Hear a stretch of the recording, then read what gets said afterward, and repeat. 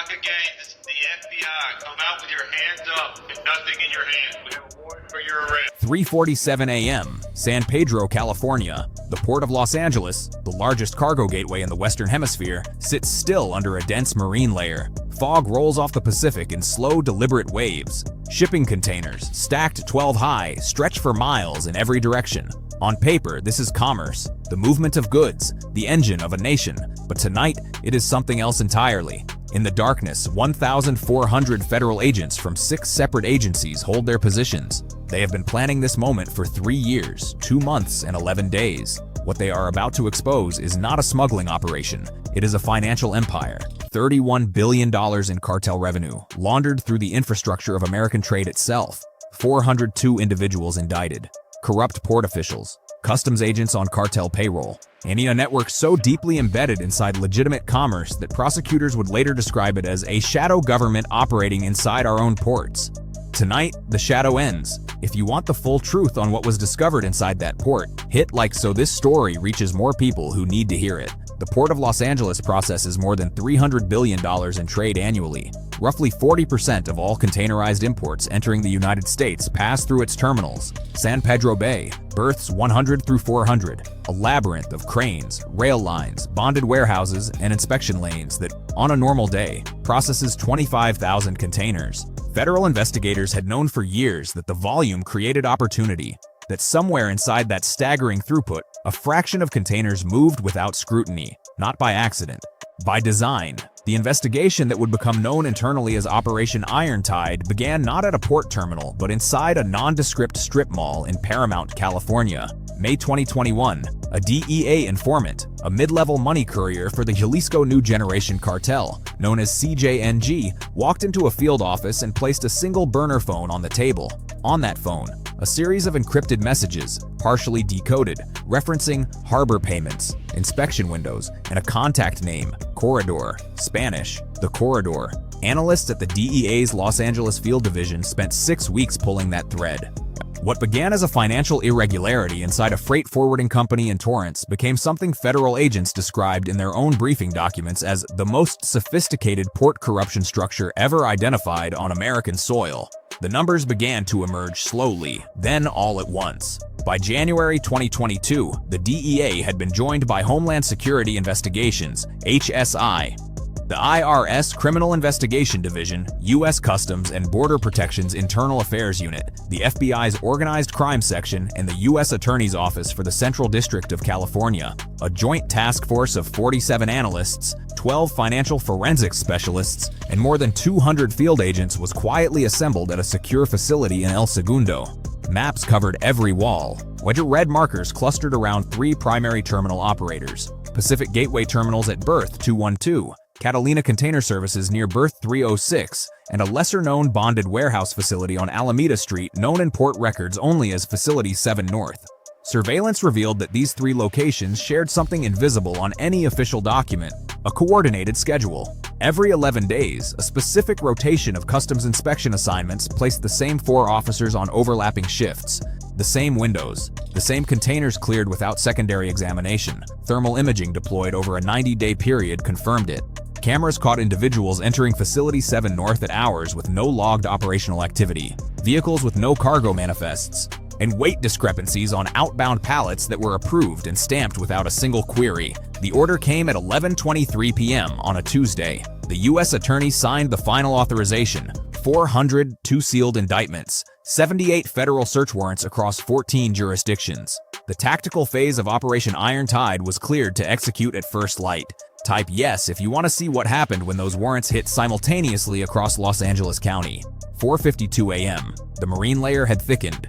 Visibility at the port had dropped to under 400 meters. 16 tactical teams from HSY, DEA, and FBI hostage rescue were staged at 5 entry points. 3 U.S. Coast Guard vessels were positioned in the outer anchorage. 2 CBP helicopters sat on standby at Long Beach Airport, rotors ready. At Facility 7 North, a battering ram struck the steel roll-up door at 4:53 a.m. exactly.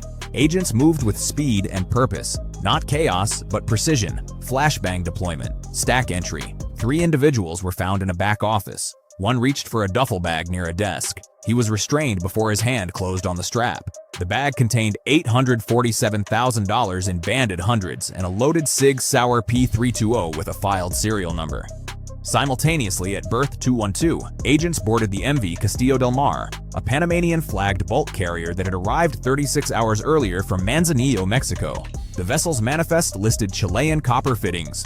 Container TCKU 3145872, cleared the previous afternoon by a CBP officer named in the indictment, was cut open at 5:09 a.m. Behind the first wall of copper fittings, a false internal partition. It welded in place. Agents discovered 2,300 kilograms of fentanyl pressed into counterfeit industrial tape rolls. Enough fentanyl, according to the DEA's on-scene commander, to kill every resident of Los Angeles County 3 times over. At a residential address in Whittier, a man named Ricardo Fuentes Ochoa, listed in federal documents as a senior logistics coordinator for a shell company called Pacific Rim Freight Solutions, LLC, answered a knock at his door at 5:01 a.m. He was taken into custody wearing a bathrobe. On his kitchen table, a laptop still open, a spreadsheet, 1,847 rows of container tracking numbers, dates, and numerical codes. Agents recognized the codes within minutes. They were inspection bypass authorizations. Every single one of them had been signed off by a U.S. Customs and Border Protection supervisory officer. The evidence uncovered during the first 6 hours of Operation Irontide stunned even the most experienced federal prosecutors in the Central District. Room by room, the picture assembled itself with brutal clarity. At Facility 7 North, behind a false wall in a climate-controlled storage unit, agents located a walk-in safe. Inside, $14.2 million in U.S. currency, sorted by denomination, vacuum-sealed in plastic, 43 kilograms of methamphetamine, and a series of laminated binders, each one a handwritten ledger, coded but decipherable, tracking payments to 31 separate individuals identified only by initials and numerical designations. Later cross-referenced with the indictment, those designations would correspond to federal employees, Port Authority personnel, a California state senator's chief of staff, and 3 individuals inside the Los Angeles city government's Port Oversight Division. At a second location, a leased warehouse in Compton, HSI agents discovered what their field report described as a financial processing center. Industrial-grade currency counting machines, 12 separate cell phones, all burners, all configured with encrypted messaging applications, a whiteboard still bearing handwritten routing instructions, amounts, bank names, and 3 international destinations, Guadalajara, Dubai, and a private banking institution in Liechtenstein. Records showed that over a 38-month operational period, more than $31 billion had moved through this network, not in cash alone, through 47 shell companies registered in Delaware, Nevada, Wyoming, and the Cayman Islands, through real estate purchases across Los Angeles, Orange, Atchison, and San Bernardino counties, through art transactions, cryptocurrency wallets traced to exchanges in Cyprus and the UAE, and through a series of luxury vehicle dealerships in Beverly Hills and Calabasas whose paperwork, examined by IRSCI analysts, revealed a pattern of structured transactions designed specifically to avoid federal reporting thresholds. Share this video so more people understand what was operating inside America's largest port. Every trail pointed to the same organizational architecture, not a loose confederation of criminals, a corporation. The Jalisco New Generation Cartel, CJNG, had, according to the federal indictment, established what prosecutors called an embedded logistics subsidiary inside the Port of Los Angeles beginning no later than 2018.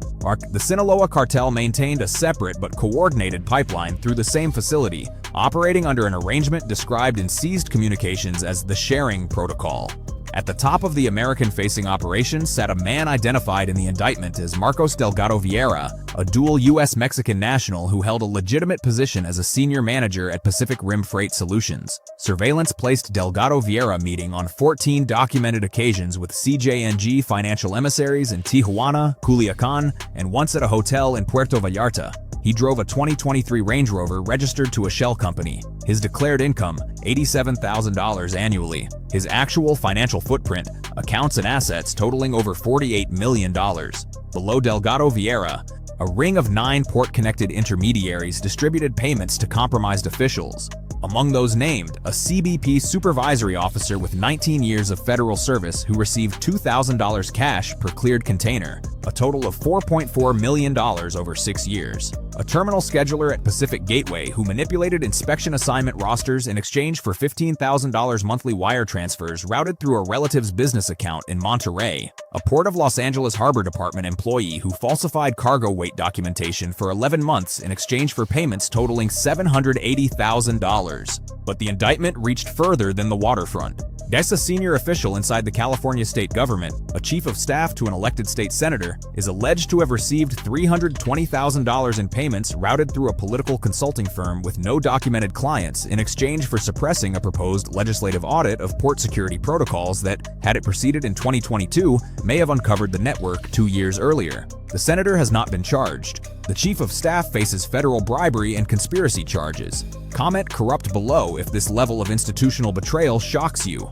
By 9 a.m. on the morning of the raids, 402 individuals were in federal custody across Los Angeles, Orange, Riverside, San Diego, and Ventura counties. A parallel operation conducted with cooperation from Mexican federal authorities resulted in 17 additional arrests in Jalisco and Sinaloa states. Extradition proceedings have been initiated for 6 individuals currently held in Mexico. Assets seized in the initial operation included $14.2 million in physical currency, 74 luxury and high-value vehicles, 4 residential properties in Los Angeles County, 2 commercial warehouse facilities, and cryptocurrency holdings valued at approximately $220 million at time of seizure. The 2,300 kilograms of fentanyl recovered from the MV Castillo del Mar represents, according to DEA officials, the single largest fentanyl seizure at any U.S. port of entry in recorded history. An additional 1,100 kilograms of cocaine and 890 kilograms of methamphetamine were recovered across various search locations.